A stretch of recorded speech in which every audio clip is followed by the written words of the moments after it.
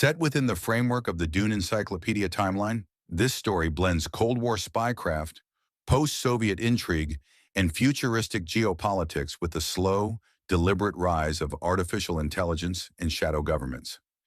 In later volumes, these forces evolve, becoming the early seeds of interplanetary civilization. For longtime Dune enthusiasts, you may recognize faint echoes, small technological and philosophical fingerprints. But let me be clear, there is no direct connection to the inner workings of the Dune Encyclopedia or Herbert's novels. This is its own world, one I've been constructing for over 40 years.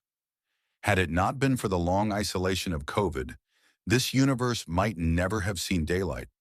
What began as a personal refuge has now grown into a vast, interconnected narrative, one built with heart, discipline, and intent.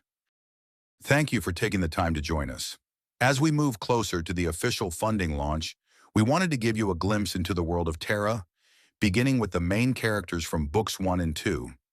These first 2 volumes mark the initiation of a 10-book epic, a saga decades in the making. Now that you've seen the shape of the world I've built, it's time to meet the main characters who live within it. Clot, a ghost from another age. When life was lived on the knife's edge and survival went to the quickest hand. He learned early that trust was a last resort, earned only after every other option had failed. Incarceration didn't break him. It refined his brutality. From the frozen northern Arctic to the Gulag camps and into the shadows of post-Soviet Russia, he became known for his cold precision. Now an aging relic of violence and conviction, his scars are a map of ideology, his mind a ledger of sins written in code and blood. In his final years, even his daughter Hola, a Soviet myth in her own right, sought him out to train a new generation. And he did, passing on every ruthless lesson the world had ever taught him. Aurora, born from secrecy and trained by her grandfather Clot in the art of Siberian endurance. Schooled within one of the Soviet Union's elite military academies, she became a star pupil and an even deadlier assassin. Her loyalty is fractured, her motives hidden, but her precision remains unmatched. She stands at the threshold of a new epoch, drawn not by allegiance but by necessity. It took a failed assassination to reveal another path, one that would forge the crucible in which the future of Terra begins to take shape. Miles Alejandro Bauer Alvarez, a cyber intelligence prodigy and cryptographic savant. Born to a Spanish father and a Mexican mother, his mind was wired for patterns from the moment he could read. He saw the world as a code, everything reducible to rhythm, structure, and hidden meaning. Recruited by MI6 for his brilliance, he became one of their youngest assets in the post-digital espionage era. Yet his dual heritage, his refusal to follow command, and his unpredictable ethics made him both invaluable and impossible to control. To some, he was a weapon, to others, a liability. To Miles, he was simply playing a longer game, one the rest of the world hadn't yet realized had already begun. Jessica Sambica, a soldier forged in discipline and silence. Raised under state supervision after losing her family to conflict, she learned to survive before she learned to dream. The Philippine Army made her strong, but hardship made her unbreakable. Within the Special Forces, she became known for her precision, her calm, and her refusal to quit, no matter the odds. Commanders trusted her instincts more than their own plans, and her silence carried more authority than a shouted order.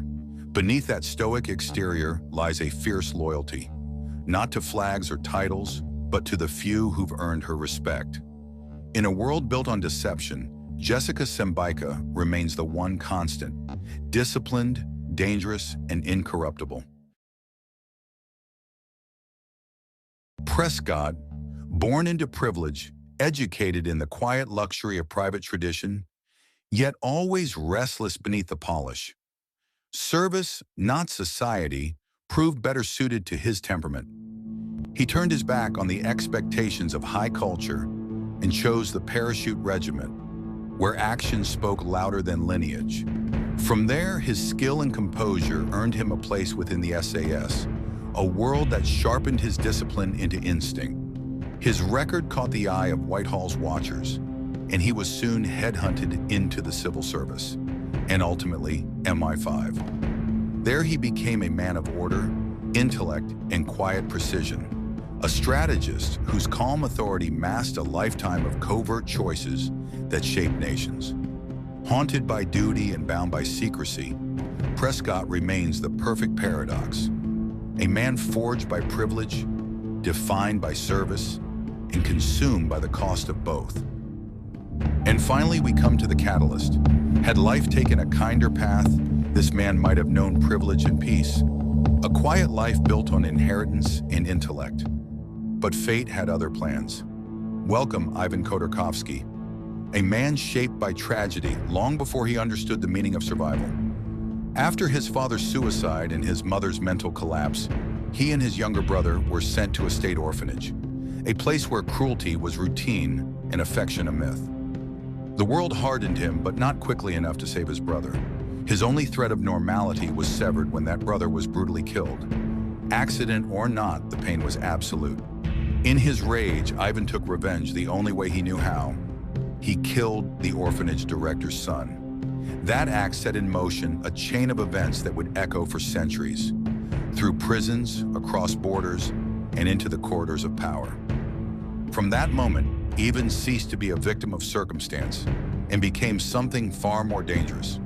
A man who believed destiny could be forced into submission.